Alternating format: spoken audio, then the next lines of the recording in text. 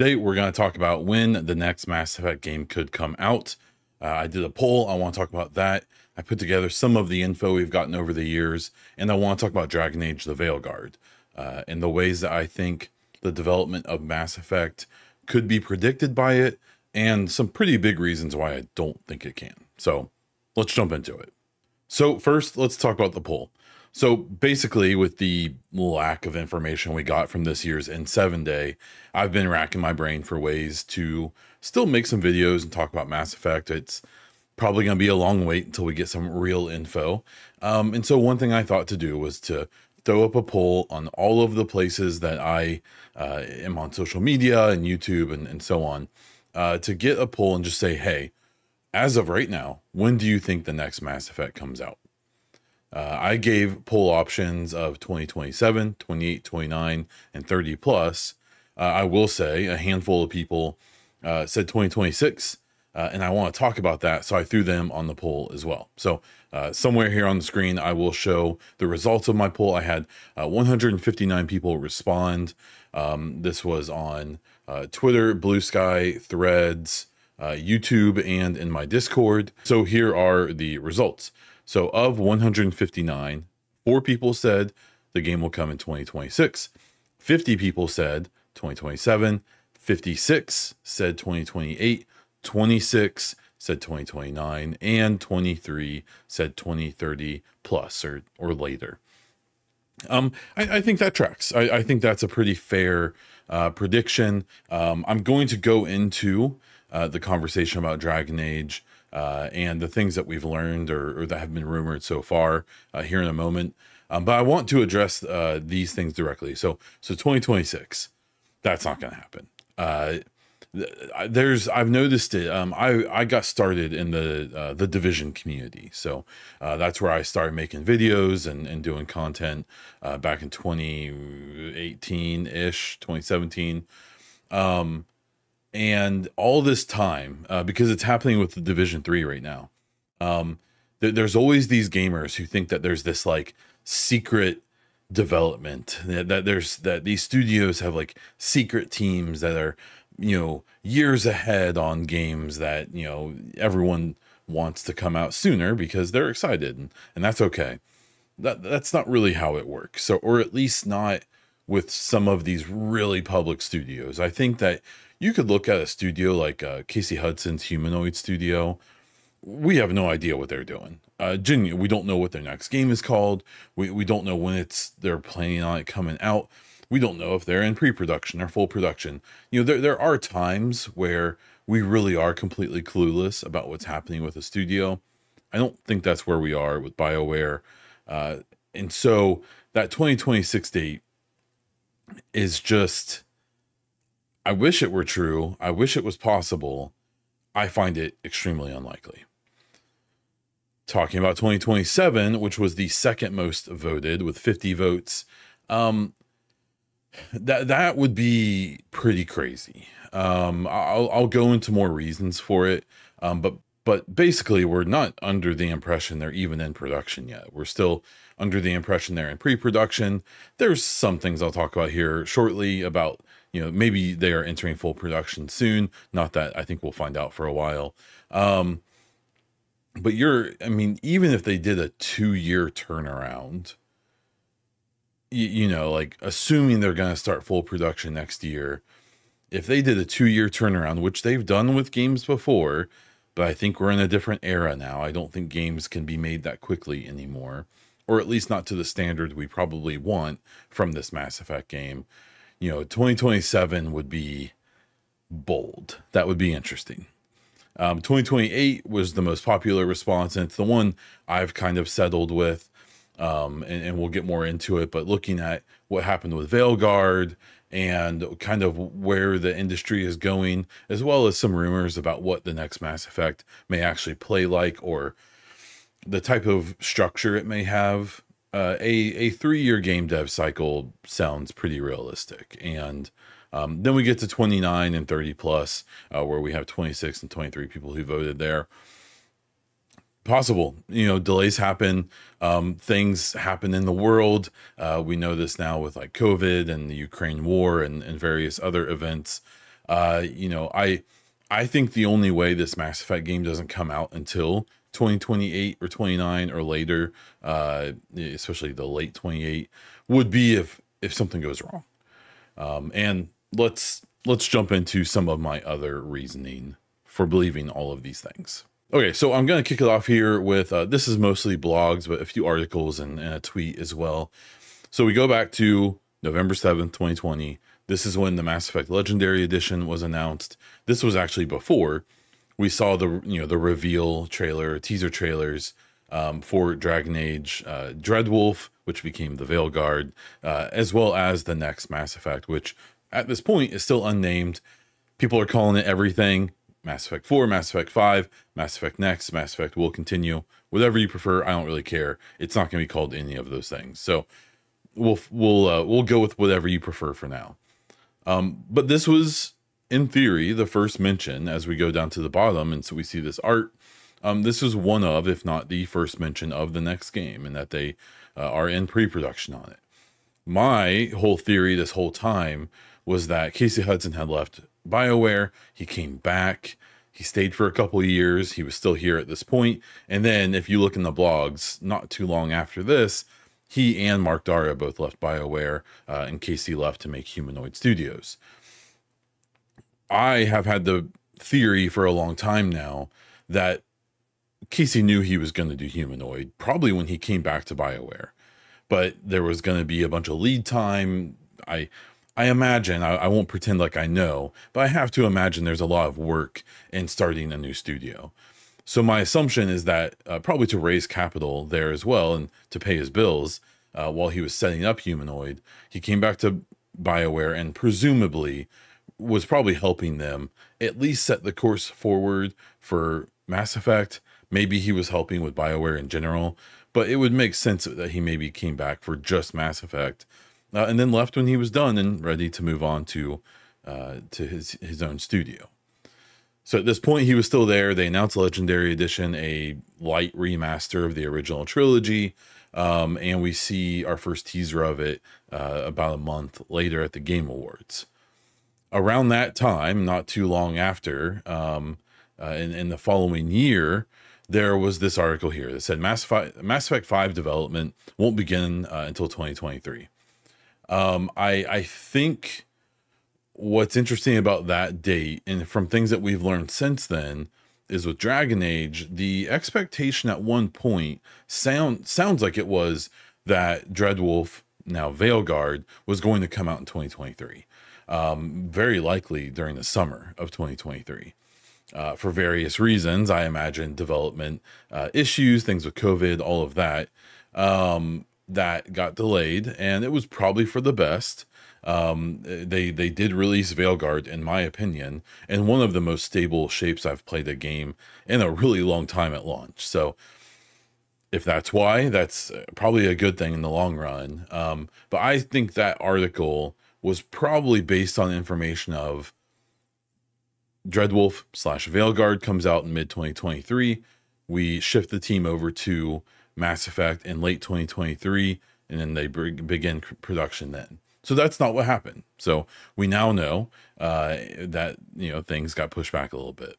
So in February of 2022, we had this blog here, which was officially announcing Dragon Age being in production. If you read in the details, it's essentially, it sounds like from reading it, that they started full production before this blog came out, but this is when they decided to announce it.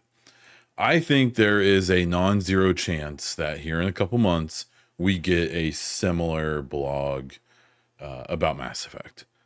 I'll talk about that more in a minute. So here again, here in June of 2022, just a few months later, they announced Dragon Age Dreadwolf, which would eventually be renamed the Veilguard. But this was, they announced production, and only a few months later came out and gave a name for the game. At no point in here did they ever speculate on release dates and stuff like that. One thing I actually really respect that EA / BioWare did with Dragon Age is they didn't set a date, 5 years ago and then have to keep pushing it back. We only ever heard one release date for Dragon Age. And that's a good thing. Now, it does sound like from various rumors and journalists and influencers and stuff that they had target dates that went as far back as 2023, as I had said before. But that's not the timeline we're dealing with. This is. This was an interesting development, and I think it will pretty significantly impact the way things move forward for BioWare in general, but especially with Mass Effect. In June of 2023, they announced that the Star Wars, the Old Republic team would be leaving BioWare. It was they were selling the IP, and I believe essentially, the rights to the people who were working on it to another publisher, and that's where that game lives now. The reason I think that's significant is that BioWare, which is already not the biggest studio in the world, they're not small. There's been speculation they're as small as 200 developers. That doesn't seem right from the research I've done. I would say they're closer to 400 to 500, which is a more normal sized team, but still not big by today's standard. This was a big deal for them to go from a studio that has essentially responsibility for 3 IPs down to 2. Not to mention other layoffs and things that we'll talk about shortly, that they've become a studio that, can't really work on 2 games at once. Even back in the days of Andromeda and Anthem and stuff like that, they had BioWare Montreal, and they had obviously Austin and Edmonton. They're not that big of a studio anymore. They still technically have Austin, I believe, and I imagine there's people working out of there on the other games they still have these days. I believe Austin was the main place for the Star Wars game. But they aren't this giant studio that seems like they can work on multiple projects at once anymore. And it's very likely that they're always going to have their focus on one project while probably having smaller teams working on other things at the same time. Then we had August of 23, and this was when they did a pretty substantial layoff, I believe at EA in general, but it impacted BioWare pretty badly. This was when I believe a pretty significant number of veteran writers left BioWare. I believe this was also the event that led to multiple lawsuits and something that was a pretty big topic during N7 Day 2023 last year, of people obviously being excited to learn new info. And, we got a little info in the trailer and all of that, but it was, also a pretty big subject to talk about the lawsuit that was going on. And I believe that there were even people who protested BioWare's studio in Edmonton on this day to try to get some attention on what was going on there. Not a great moment for any company when you're doing layoffs, especially when you do wording like, after much consideration and careful planning, we have built a long-term vision that will preserve the health of the studio and better enable us to do what we do best. Super corporate speak. I don't blame Gary McKay for statements like this. It's literally his job to say these things and to push this information out the way they did, but it still sucks. And while I actually didn't see the Star Wars situation as a negative, I think that was probably them trying to ensure the future health and efficiency of their studio. This was a huge bummer, and obviously was pretty bad. So we had N7 Day that year, and then we had Jeff Grubb get into the mix of all of this, and made what I still think to this day was kind of a bummer statement about the next Mass Effect. In this clip, you can go watch it yourself. I'm not gonna watch it again.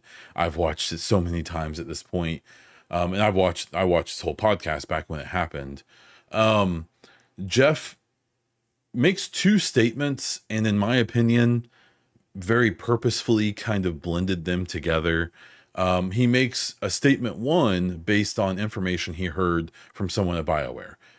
Jeff Grubb in the past has had pretty reliable info from EA in general, and specifically has had pretty decent insights on BioWare and things that are going on there.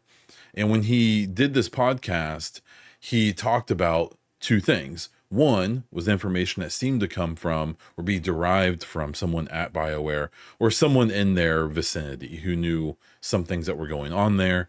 And then he makes another statement, and it seems like one statement that is based off his own kind of speculation. So first he says that the next Mass Effect is really, really far away. And that it was true then, and it's still true today, you know, a year plus later. Then he goes on to talk about and say that, well, you know, the next Mass Effect may not come out till 2029 or later. And in further podcasts and explanations he had, where he kind of doubled down, but kind of didn't, he basically talked about that speculation being based on what happened with Veilguard, when Veilguard began development, and then when it came out, or was going to come out at this point. We still actually didn't have a date for Veilguard when this all happened, but it was presumed, and he was one of the big reporters on how they wanted to release in 23, but it got pushed back to 24. And I think he was even someone who said it was probably gonna be late summer or fall, which it ended up being. The issue is his information that the game is really far away was absolutely true. And it's, like I said before, it still is to this day. Then his speculation about the date, in my opinion, was presented very much like, well, you know, this is part of the information I have, when in further explanations, he kind of just was putting together what happened with Veilguard, which Dragon Age the Veilguard had fairly unique circumstances, which we'll talk about here in a moment. Then in June of 2024, they renamed Dragon Age Dreadwolf to Dragon Age the Veilguard. This was kind of an interesting thing, but I thought the way they presented it didn't cause as much panic as it could have. My first impression when I saw this was like, that doesn't seem good. If they're changing the title of the game, presumably only a few months before it came out, we still didn't have a date at this point. I believe they were still yet to give us the release date. It came shortly after this, because this kicked off a huge marketing campaign. One of the problems with that marketing campaign, it was very based on Game Informer, which in the middle of or towards the end of the campaign shut down. And so all of those interviews, all of those articles are all gone. I'm sure some people preserved them, but I don't think it ended up making a big difference in how things happened with Veilguard, but it definitely wasn't ideal, I'm sure. But this was kind of the final update for Dragon Age before the marketing cycle came out, and they started talking about the release date of the game, and then eventually the game came out. Then in November 7th, 2024, we got the N7 day for this year, which they warned us, and they ended up being very correct, was not going to be a big update about the game. And that's kind of where we stand today. Okay, so after all of that blabbing, where am I coming down to? I think that we can take the fact that Dragon Age the Veilguard was in full production for roughly 3 years and probably put that onto the next Mass Effect. I still think that Jeff Grubb's prediction, comparing it to Veilguard and its whole development cycle, doesn't really make that much sense to do, even though our dates end up not really that far apart. And so, you know, hoping that the next Mass Effect doesn't get rebooted multiple times into different genres, hoping that the development of the next Mass Effect doesn't get impacted by a worldwide pandemic, and hoping that there aren't other big issues like a studio shutdown or something that obviously would mess up the development of this game. I think it's pretty fair to say that once they start full production, a 2 to 3 year production cycle makes sense. I know there's a lot of speculation from people saying like, well, it's going to take a lot longer. Games take longer to make now and things like that. Well, that's true. I kind of believe the 2 to 3 year full production length, simply because that may be all EA gives BioWare. It sounds like Dragon Age the Veilguard has sold okay or well, but we're probably not expecting to see that game sell 20 million copies. I would say a 5 to 10 million copy sell is probably realistic for Veilguard, and probably isn't what it needs to sell. I imagine EA, after all these years, the reboots and all the trouble in the development of the game, it's probably been a pretty expensive game for them to make and put out.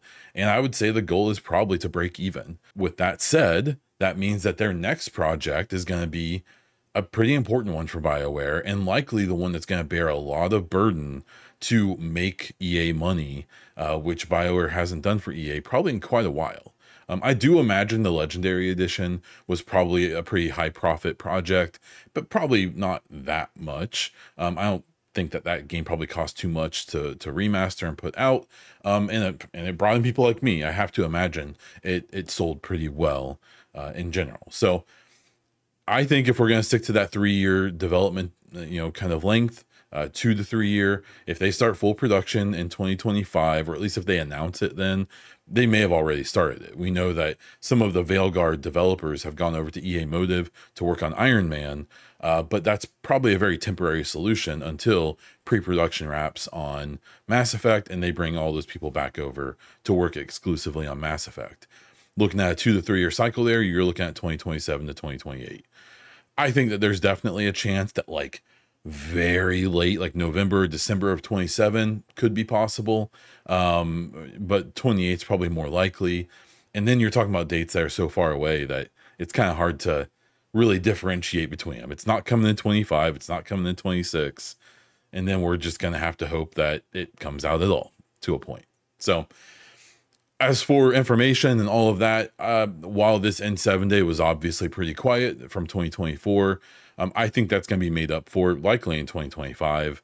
I don't think we're going to wait until N7 day 25 to get more info about Mass Effect. I suspect they'll announce full production probably fairly soon.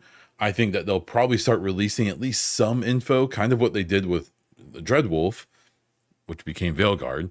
They gave the Dreadwolf name out only a few months after they announced full production. That could definitely happen for Mass Effect. And then we'll get updates and blogs and all of that over the years until the game actually comes out. I think it's going to mirror Dragon Age pretty closely from the point of production on. Hopefully not before that. We're 20 minutes in. I'm going to wrap this thing up. If you like this video, please hit the like button. It helps more people see it. Leave your comments and your thoughts down in the comments below. Please consider subscribing to the channel if you want more Mass Effect speculation and news and updates, or BioWare talk in general, or just gaming discussions. If you really want to support, consider becoming a YouTube member, where you get videos like this a little bit early. You get a cool little icon beside your name when you comment, and you help me continue to make these videos and cover this content. If you want to see everything else I do, including my podcast and my streams, check out the links in the description of the video. There's also places where you can support my channel in other ways, so check that out. That is all I have for this one. So until next time.